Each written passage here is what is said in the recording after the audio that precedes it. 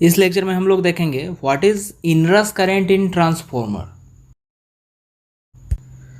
Suppose यहाँ पर एक ट्रांसफॉर्मर है, इसको इनर्जाइज करने के लिए इसमें एसी सोर्स प्राइमरी में प्रोवाइड करेंगे, बट अभी हम लोगों ने यहाँ पे स्विच को ऑफ रखा है एंड यहाँ पर एक एमीटर कनेक्ट कर रहे हैं जो कि नो लोड करंट को इंडिकेट करेगा, क्योंकि अभी इससे कोई लोड कनेक्टेड नहीं है। जब ट्रांसफॉर्मर से कोई लोड कनेक्ट नहीं है एंड सोर्स पर सप्लाई प्रोवाइड कर रहे हैं, उस टाइम नो लोड करंट जो है वो अबाउट 2 से 3% होता है of their full load current. Now हम लोग स्विच को ऑन कर रहे हैं एंड इस टाइम भी लोड कनेक्ट नहीं है, पर इस टाइम नो लोड करंट जो है वो काफ़ी ज़्यादा हाई शो करेगा। मतलब नो लोड करंट जो कि 2 से 3% होना चाहिए था वो काफ़ी ज़्यादा हाई शो कर रहा है।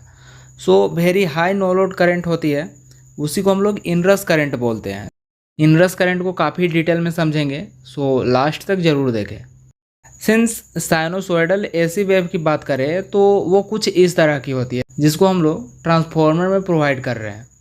अगर इस पॉइंट पर स्विच को ऑन करेंगे जहाँ पर वोल्टेज का वैल्यू 0 होता है, तो इस टाइम डबल फ्लक्स देखने को मिलेगा। मतलब अगर ट्रांसफॉर्मर कोर जो है वो 5M फ्लक्स के लिए डिज़ाइन किया गया था, तो इस टाइम 2 फ्लक्स सर्कुलेट करती है, इसलिए इसको डबल इफेक्ट भी बोलते हैं, जो कि मैग्नेटिक इनर्शिया के कारण होता है। नाउ इसके कारण इफेक्ट क्या होगा उसको देखते हैं।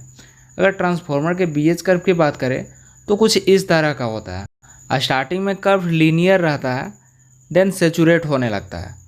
यहाँ पर जो 5M है normally very small amount of current पर प्रोड्यूस हो जाता है, that is 2 to 3% of full load current.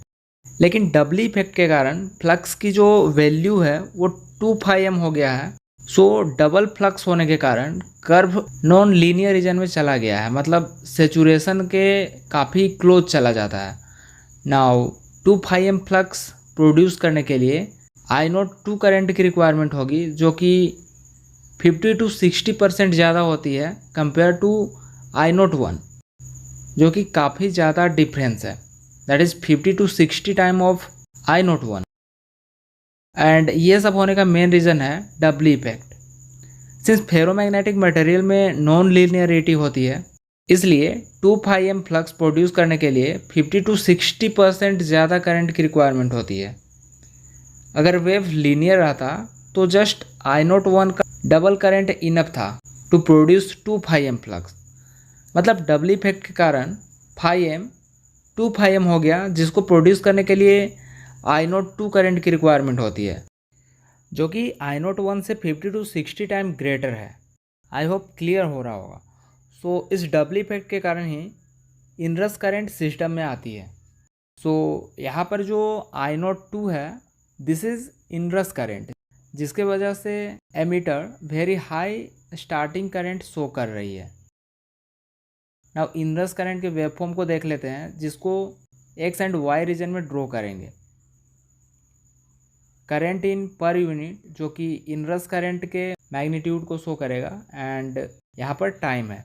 सो जैसे ही स्विच को ऑन करते हैं तो इनिशियली वेरी हाई इनरस करंट देखने को मिलता है, एंड टाइम के साथ इनरस करंट की मैग्नीट्यूड जो है वो कम होने लगती है। इस पॉइंट तक इनरस करंट जो थी वो लगभग सेटल हो जाती है, मतलब नॉर्मल नो लोड करंट जो रहती है that is 2 to 3% of full load current, उस रेंज में आ जाएगी। सो इस पॉइंट के लेफ्ट साइड का जो एरिया है उसको ट्रांजिएंट स्टेट बोलते हैं, क्योंकि इस टाइम इनरस करंट के कारण करंट की वैल्यू काफ़ी ज़्यादा हाई रहती है। एंड इस पॉइंट के राइट साइड का जो एरिया है उसको स्टेडी स्टेट बोलते हैं, जहाँ पर I01 फ्लो करती है, जो कि 2 से 3% करंट की वैल्यू होती है compare to full load current. इसमें ट्रांजिएंट स्टेट जो है वो टाइम कांस्टेंट पर डिपेंड रहता है। Time constant of transformer tau is equal to L/R। Since transformer के अंदर इंडक्टेंस की वैल्यू बहुत हाई होती है एंड रेजिस्टेंस निग्लिजिबल होता है, क्योंकि एज ट्रांसफॉर्मर वाइंडिंग हम लोग कॉपर का यूज़ करते हैं। कॉपर का कंडक्टिंग प्रॉपर्टी काफ़ी ज़्यादा हाई होता है एंड उसका रेजिस्टेंस काफ़ी कम होता है। इसलिए हम लोग बोल सकते हैं टाइम कांस्टेंट काफ़ी ज़्यादा हाई होगा, क्योंकि डिनोमिनेटर काफ़ी कम है एंड न्यूमरेटर हाई है। मतलब magnitude of the time constant is very high and इसी वजह से इनरस करेंट जिसको नॉर्मल होने में काफ़ी ज़्यादा टाइम लग जाता है। नाउ इसके सॉल्यूशन की अगर हम लोग बात करें, जो कि काफ़ी इम्पोर्टेंट है। सो इनरस करेंट सिस्टम में आने का मेन रीज़न था, इस बी पॉइंट पर हम लोग ट्रांसफॉर्मर को सोर्स से कनेक्ट कर रहे थे जिस टाइम वोल्टेज 0 था। एंड अगर चाहते हैं इनरस करंट सिस्टम में ना आए तो सप्लाई वोल्टेज के वेव फॉर्म को स्टडी करेंगे एंड जिस टाइम वोल्टेज पीक पर होगा उस टाइम ट्रांसफॉर्मर को हम लोग सप्लाई से कनेक्ट करेंगे। 0 एंड पाई के बीच हम लोग पाई/2 बोल सकते हैं। सो इस पॉइंट ए पर और पाई/2 पॉइंट पर ट्रांसफॉर्मर के प्राइमरी वाइंडिंग को एसी सोर्स से हम लोग कनेक्ट करेंगे। इस तरह इनरस करंट की जो प्रॉब्लम है वो सॉल्व हो जाएगी।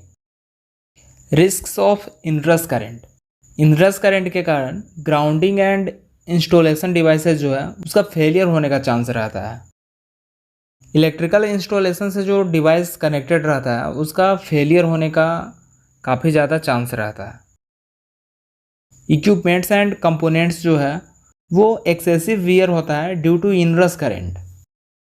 इनरस करंट के कारण डायरेक्ट और इनडायरेक्ट फाइनेंशियल डैमेज होता है। इसको मिनिमाइज कैसे करना है ऑलरेडी हम लोगों ने डिस्कस करा कि जब वोल्टेज पीक पर होगा उस टाइम हम लोग ट्रांसफॉर्मर को सोर्स से कनेक्ट करेंगे। पर ऐसा करने के लिए हम लोग डिफरेंट मेथड्स का यूज करते हैं, like frequency converter with large drives के साथ ऐसा पॉसिबल हो सकता है। इसके लिए हम लोग सॉलिड स्टेट रिलेज को इंस्टॉल कर सकते हैं instead of traditional magnetic release. इसको मिनिमाइज करने के लिए इनरस करंट लिमिटर्स का यूज कर सकते हैं। इनरस करंट को मिनिमाइज करने के लिए रेजिस्टर विथ बाईपास रिलेज जो कि सीरीज में कनेक्ट रहेगा उसको यूज करके इनरस करंट को मिनिमाइज कर सकते हैं। Copper loss calculated by the equation PCFL is equal to V1SC into I1SC cos phi SC. Copper loss is denoted by PC and meaning of FL is copper loss at full load and cos phi is the power factor, that is angle between voltage and current.